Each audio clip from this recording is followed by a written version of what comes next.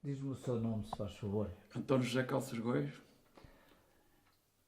Quando esteve no Forte da Graça, Sim, era militar. era militar. Era o que posto tinha? Estive lá como primeiro sargento e como sargento ajudante. Em que ano foi, lembra-se? Fui para lá em 1976, foi quando terminou o ciclo 3 aqui em Elvas, e depois saí de lá em 1981. Fui tirar o curso de sargento-chefe e, entretanto, depois regressei, mas já não fui para o Forte da Graça quando regressei. Agora queria que nos contasse as suas vivências no Forte da Graça. Como era o Forte, como é que estava organizado, os episódios que se lá passavam, o que é que lá viveu. Fale-me só do Forte da Graça. Pronto, ora, o Forte da Graça, eu nunca tinha estado no Forte da Graça. Portanto, aquilo era chamado, havia o Forte da Graça em si, portanto, tanto que havia um comando do Forte da Graça e havia o comando do depósito disciplinar. O depósito disciplinar era onde estavam, portanto, incorporados os militares que iam cumprir penas por lá. Penas acessórias. A maior parte era penas acessórias. Penas acessórias que eram resultado das penas que eles tinham dos castigos que eram aplicados nas unidades. Depois, segundo o RDM, um determinado número de penas, depois dava-lhe uma pena acessória que era a primeira incorporação em depósito disciplinar, que eram 2 anos. 2 meses, perdão. E depois havia outro artigo que o indivíduo ia lá a segunda vez, quando tivesse, portanto, aumentasse o cadastro em penas disciplinares nas unidades, na unidade onde era colocado quando saía do Forte da Graça.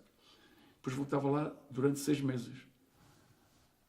Havia uma coisa interessante, que era quando eles saíam a primeira vez, o indivíduo que ia para ali a primeira vez, a maior parte deles eram indivíduos que iam, por exemplo, iam de fim de semana. Estavam no quartel, iam de fim de semana. Depois, em vez de regressarem na segunda-feira, não regressavam. Alguns porque eram casados, outros por outro motivo qualquer, e demoravam-se. Eram considerados ausentes, apanhavam um determinado dias de prisão, depois iam acumulando, até, não sei se era 30 dias de prisão, que eu já não me recordo qual era a quantidade de dias de prisão que era necessário para eles irem a primeira vez para o Forte. Mas o que eu ia contar é que, na saída deles, nós, portanto, eu fazia sargentos da guarda na altura, porque aquilo não tinha oficiais e não havia oficial de dia. O sargento da guarda era graduado de dia.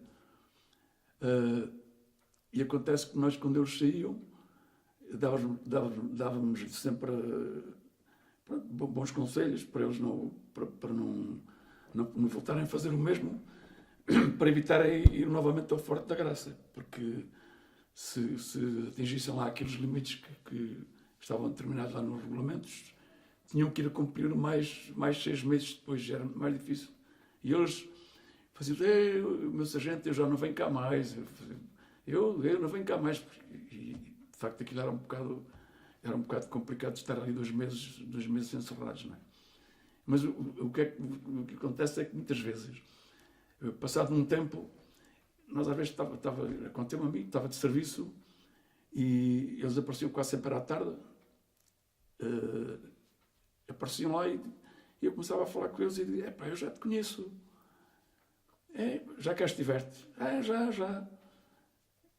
Pois eu estava-te a conhecer, porque não hablaste cá há muito tempo, quer dizer, não tiveste juízo, e agora é mais complicado, 6 meses. Pois isto era em relação a eles dizer que ninguém queria voltar, mas quase sempre acabava por haver um ou outro que voltava.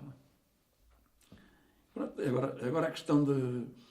Perguntou-me sobre a questão da vivência lá no Forte.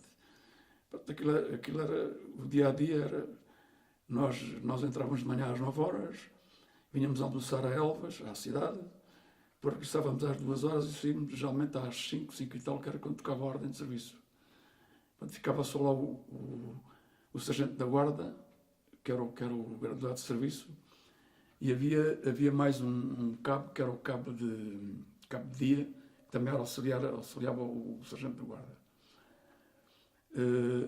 Pronto, a vida diária, depois tínhamos isto era a vida diária, nós tínhamos depois também os militares que estavam lá a fazer serviço, que havia a guarnição de Forte, que havia um determinado número de soldados e cabos e sargentos. Oficiais é que não havia 2 ou 3 oficiais que eram 2 capitães até, que um era o chefe da contabilidade, o outro era o tesoureiro, e depois havia um oficial que geralmente era um capitão, que era o comandante do DD. E depois havia o comandante do Forte da Graça, que era um tenente-coronel, e chegou a ser também um major, que era até cá de Elvas.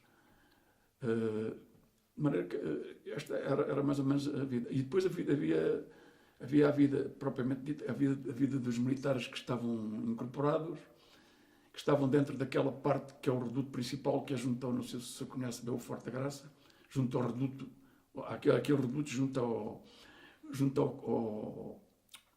Palácio do Governador. Ali é que tinham as secções, chamavam as secções, que eram aquela parte onde eles dormiam. Durante o dia andavam naquela parte de fora, não estavam presos. Só à noite é que eram encerrados, quando era ao recolher, fazia-se a chamada, o guardado de serviço fazia a chamada, e eles depois eram encerrados, fechavam-lhe a porta, só no outro dia de manhã que era aberta a porta. Pronto, tinham um refeitório lá dentro, iam às refeições, o sargento da guarda assistia às refeições, fazia chamadas ao pessoal, a ver se estavam todos. Pronto, era assim mais ou menos que a vida decorria. Estavam sempre a entrar e a sair, como é normal. E depois, havia uns que eram bons rapazes, já como em todo lado. Outros que eram maus, tornavam a vida muito difícil lá dentro. Até me aconteceram lá vários episódios, quando eu estava de serviço, e os meus colegas. Havia uma noite que nós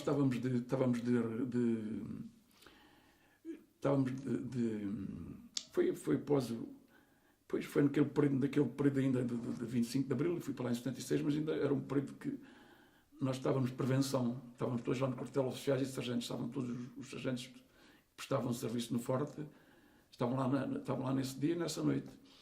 E às tantas, eu por acaso estava de serviço daquele serviço diário, e às tantas havia um sentinela que estava ali junto à porta, uma porta que há para dentro do reduto, e veio-me chamar porque estava a sair fumo lá de uma camarada onde eles viviam, que eram as casernas, lá. Eu fui corri logo com a chave da porta, corri. O que é que aconteceu? Cheguei lá, já estava um indivíduo que tinha umas escadas que era num plano mais baixo que o plano cá do reduto. E havia umas escadas, não eram muito inclinadas, mas eram umas escadas. Já estava um indivíduo caído, inanimado, e pronto, aquilo era um fumo enorme. O que é que tinha sido? Tinha sido um indivíduo que queimou um colchão, daqueles colchões onde eles dormiam, que eram feitos daquela fibra. E deve ser um problema, foram 3 ou 4 indivíduos que tivemos que levar para o hospital intoxicados. E isso não se tem dito tão rápido, morreram lá dentro. Morreram alguns, com certeza, intoxicados. Mas foi um indivíduo que era dos tais indivíduos que era fora do normal, era daqueles, não sei porque é que nem chegámos a saber porque é que ele fez aquilo. Variou naquele dia e, como era um indivíduo, ele era um indivíduo que tinha um corpo muito, era corpulento. E depois dominava muito, que havia aqueles indivíduos que eram mais ativos, dominavam os outros, que havia ali uma vida assim era um bocado complicado para esses indivíduos mais fracos.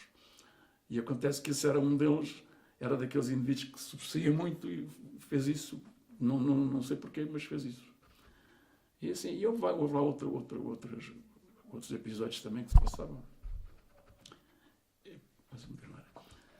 Com esse, por exemplo, com esse indivíduo do colchão aconteceu também havia lá 2 prisões que que eram, portanto, prisões para onde eles iam quando não se portavam bem.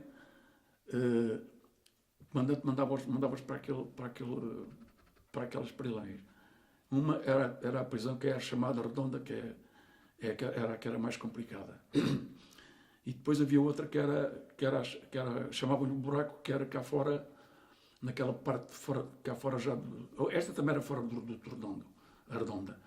E a outra era cá fora, já naquele reduto, quando nós entramos no forte, há aquela passagem lá quando se vai lá para cima, para o reduto principal, há aquele reduto que é o reduto, aquele é que é o reduto principal, aliás.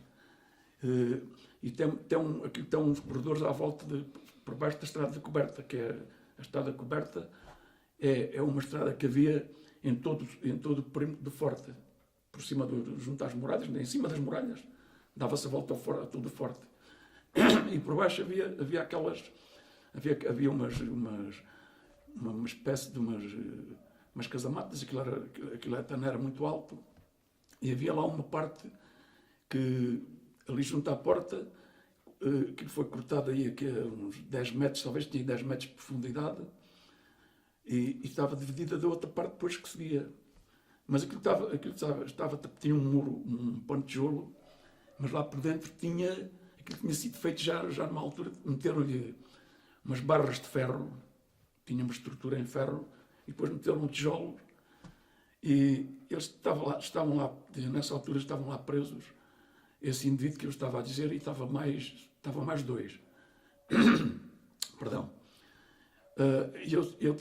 Eu ia sair de serviço, e quando houve um indivíduo que disse ao comandante, não sei como, foi esse indivíduo tal que queimou o colchão, disse ao comandante, que era o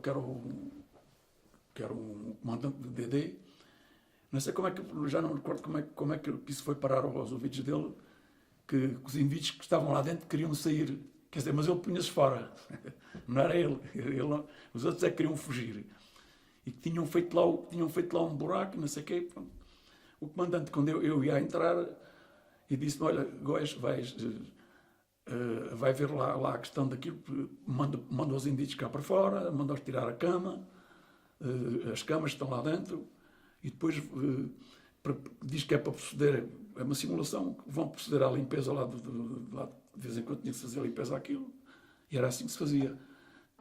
Eu fui, chamei para lá um soldado para o pé de mim, para estar lá junto comigo, abri a porta, mandou-os pôr aquilo cá fora, e eles sempre, os indígenas sempre a falarem, sempre a reclamarem, sempre a utilizarem meios gestos um bocado difíceis de ouvir, né? Mas tive que ouvir. Entretanto, quando chegou à altura do fundo, aquilo era assim redondo, eles tinham lá uns papéis colados, com umas mulheres, umas coisas ali, para taparem precisamente o buraco que tinham lá já feito. E eu já sabia que aquilo estava lá, porque aquilo estava lá, porque o comandante disse que aquilo estava lá. A intenção era precisamente ir tentando chegar lá, mas não ser logo de imediato. Entanto, quando chegamos lá àquela altura, eles não queriam tirar aquilo, vai tirar lá disso, para que isso tem que ser arranjado, tem que ser pintado, porque senão pode estar aí, tem que se pintar essas paredes também. Quando tiraram aquilo que estava o buraco, pronto, quando gritei, esse buraco é o quê? Já começaram a dar umas desculpas. Pronto, e depois eu disse para eles, agora vão para o buraco. Vão para o buraco os três, eram três. Vão para o buraco os três. Para o buraco não, vão para a Redonda aos três. Que eu vou falar com o comandante e depois o comandante é que vai determinar se ficam lá ou se não ficam, mas para já vão lá. Levam as camas para lá, vão levar as camas. Vou chamar aqui mais um soldado para ajudar, ou dois para ajudar a levar as camas, e vão para lá. Os indivíduos foram para o buraco. No outro dia de manhã, quando eu lá cheguei, aí depois eu fui dizer ao comandante que tinha tomado aquela atitude. Aliás, eu também tinha dito isso, isto também foi já que foi com o aval dele. No outro dia de manhã, nós, quando entrávamos no quartel, quase sempre reuníamos ali na Casa da Guarda, que era ali à entrada. Porque nós de tarde éramos dispensados quando saímos de serviço. Mas estávamos de conversa lá na Casa da Guarda, e há um indivíduo que, lá dos colegas que estavam lá, diz, até afinal, Afinal, o fulano, que eu não me recordo agora o nome do indivíduo, o comandante mandou-os pôr fora da prisão, lá da Redonda, e foram todos para o Reduto.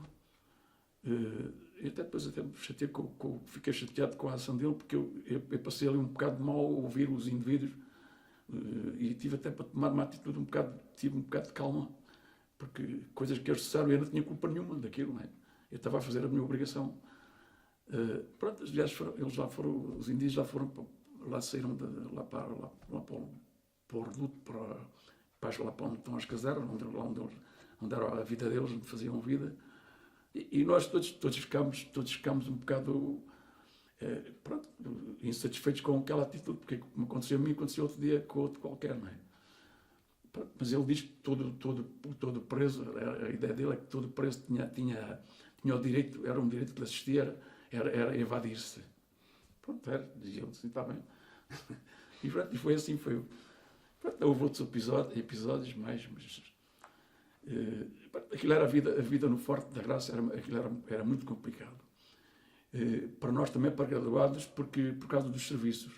Nós tínhamos os nossos serviços, além do serviço diário que fazíamos, que era aquele serviço diário que eu considerava, era o serviço de escala. Nós estávamos durante o dia estávamos lá, e havia serviço que nós podíamos ir até para a secção também, mas ultimamente já não era, porque era a guarda, tínhamos de estar sempre lá na porta de armas.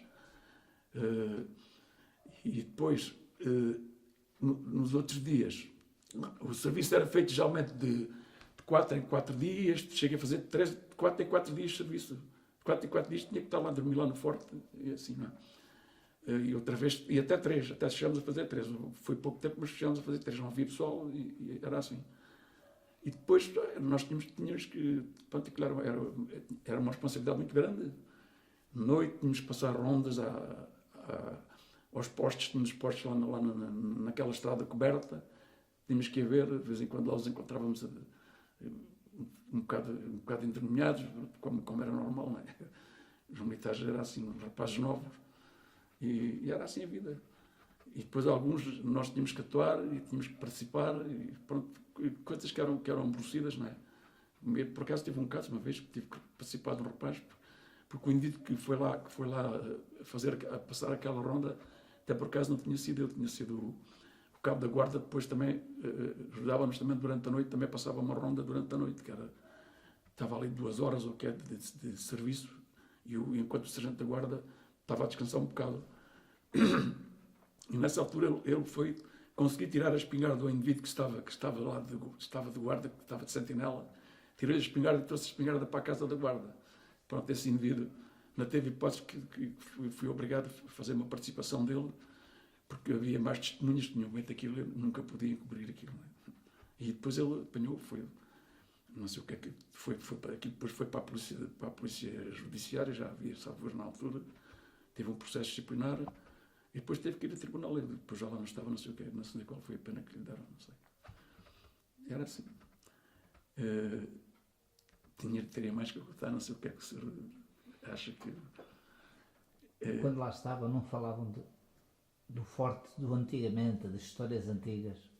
Pois as histórias antigas falavam, quer dizer, havia indivíduos que estavam lá na altura, que tinham estado lá na altura da barrilada. Havia lá pelo menos 1 ou 2 que tinham lá estado. Contavam essas histórias. Sabe que a barrilada, eles vinham buscar a água, cá era água lá para o consumo, lá do Forte, e vinham buscar à fonte do Marchal. Saíam cá à porta do Dragão, e depois davam a volta por uma estrada que havia à volta, que ia lá portanto, àquela fonte a buscar a água. E depois, que também diziam, falavam eles que os indígenas não traziam os barris completamente cheios, porque a água provocava-lhe um certo mal-estar, porque a água vinha a chocalhar e tornava-se mais difícil do que, se calhar, até trazer o barril cheio. E havia episódios de indivíduos, até alguns indivíduos também chegaram a fugir, parece, durante a barrilada. Descuidavam-se com eles e eles abalavam. Tinham planos feitos e abalavam. Fugiam. Havia outro pormenor, que era o comandante do depósito disciplinar, que era geralmente um capitão, como eu já disse, que era o comandante dos presos. Aquilo não estava autorizado por lei, era uma facilidade que ele dava, que ele, era facultativo, era ele que fazia aquilo, o comandante. Aqueles indivíduos que se portavam bem, dava-lhe uns dias para eles irem a casa a ver a família, alguns até eram casados, tinham mulher e filhos, mas havia indivíduos que eu deixava-os ir, até já indivíduos com cadastro, deixava-os ir, eu conhecia alguns, a gente já sabia que quando eles iam embora já não voltavam. E o que é que acontecia com esses indivíduos? Ele depois dava, o que é que ele fazia? Obrigava o sargento, não obrigava ninguém, mas o sargento da guarda tinha que fazer, mentia, acabava por mentir e tinha que fazer uma participação a dizer que o indivíduo que se tinha evadido, quer dizer, estava-se a comprometer a ele próprio, porque não era legítimo, porque ele era o responsável. Se o indivíduo fugiu do forte, o sargento da guarda era o responsável, porque era o principal, era o graduado, estava lá que era o máximo responsável. E depois eram os sentinelas que estavam, se o indivíduo disse que saiu numa determinada cita, era esse sentinela também que tinha, quer dizer, aquilo dava ali havia ali uma série de problemas. E eu depois, até uma altura, quando estive a trabalhar na secção de justiça há muito tempo, eu deixei de fazer isso e avisei os indivíduos para não... Começou a haver a polícia judiciária. Quando foi criada a polícia judiciária, havia casos que fazia-se o processo de averiguações e depois, conforme a matéria do processo de averiguações, aquilo passava a processo disciplinar. Quando passava a processo disciplinar,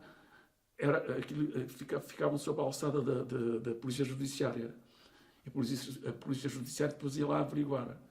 E eu informei-os, disse-lhe a eles, olha, isto vai acontecer. Eu nunca mais assinei nenhuma coisa daquelas, nunca mais me calhou também. Nunca me calhou a mim. Eu disse, se um dia suceder a mim algum indivíduo deste que vai com um fim de semana e fica para lá, não vem, e depois é desertor e não sei o que, e nós estamos a fazer aqui participações, a dizer que ele se ausentou e essa coisa. Eu não alinho nisso. De maneira que alguns continuaram a fazer, outros não fizeram. Porque eu disse, se um dia depois vem a polícia militar, vocês vão responder, o que é que vocês vão dizer? Vocês passam a ser também erguidos e os principais erguidos, não é? De maneira que era assim, quer dizer, acontecia, havia indivíduos que iam e vinham, não havia problemas com eles. Mas havia lá um que era, esse cada vez que ia, era roubava automóveis.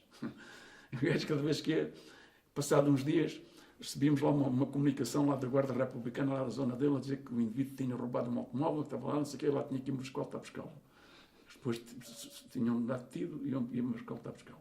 Entretanto, vinha, pronto, era algum processo, ele já era desertor, era um processo disciplinar que se arranjava ali. Pronto, era estas coisas que aconteciam. E outras mais, não é? Diga. E outras mais. Diga. Portanto, na alimentação também, os indivíduos também na alimentação às vezes também não se portavam bem, a gente tinha que estar sempre com muito cuidado com eles, porque a alimentação também não, era a alimentação que era geral nos quartéis, não era uma alimentação muito boa, e indivíduos às vezes reclamavam e até alguns queriam se sublevar, mas nós conseguimos, com as nossas palavras e com a nossa experiência, conseguimos evitar que eles fizessem isso, não é? Outras vezes era brigas uns com os outros, não é? Às vezes acontecia, começavam com discussões, havia brigas lá.